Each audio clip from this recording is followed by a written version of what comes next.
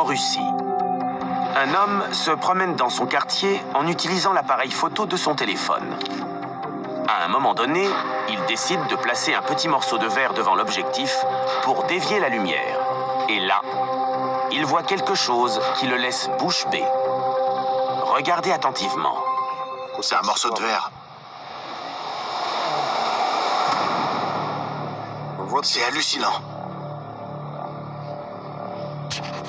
C'est une technologie d'un autre monde. Regardez à nouveau. Lorsque le morceau de verre passe devant l'objectif, il laisse apparaître un gigantesque vaisseau flottant dans le ciel.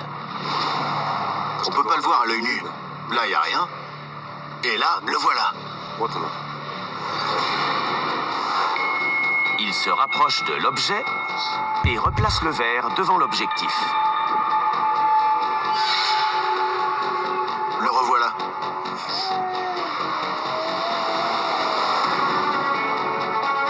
L'homme continue à filmer le gigantesque objet sous tous les angles.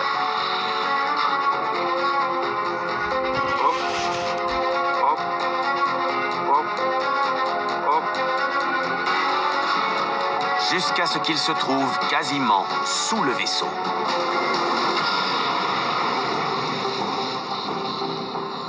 C'est carrément bizarre.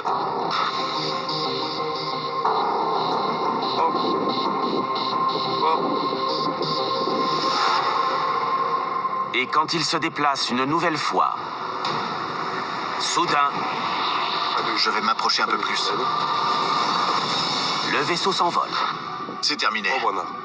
Plus rien. Plus rien.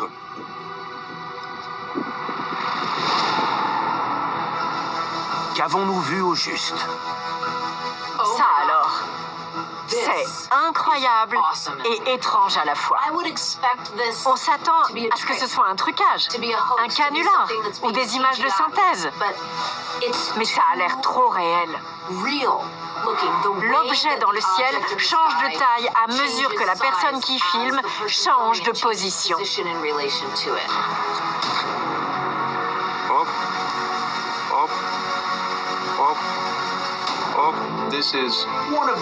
C'est vraiment l'un des enregistrements les plus incroyables que j'ai jamais vus. Quand il est juste en dessous, on voit les détails du vaisseau. Et il semble avoir des trappes. On peut imaginer que c'est pour le train d'atterrissage, peut-être, ou pour le système de propulsion. Le niveau de détail est impressionnant. On n'a jamais vu d'image aussi nette d'une soucoupe volante.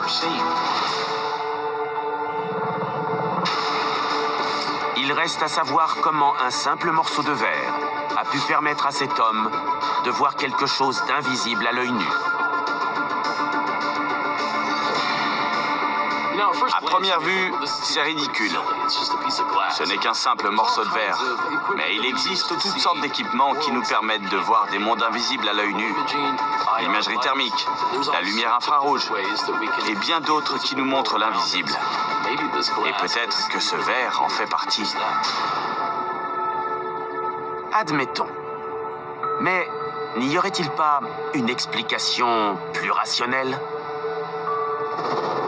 Après tout, ça se passe en Russie. Depuis longtemps, les scientifiques russes, les ingénieurs de l'aérospatiale russe et l'armée russe nous donnent du fil à retordre. Ils développent constamment de nouvelles techniques. Serait-ce un dispositif de camouflage ou d'invisibilité? De quoi s'agit-il? Je retire le verre.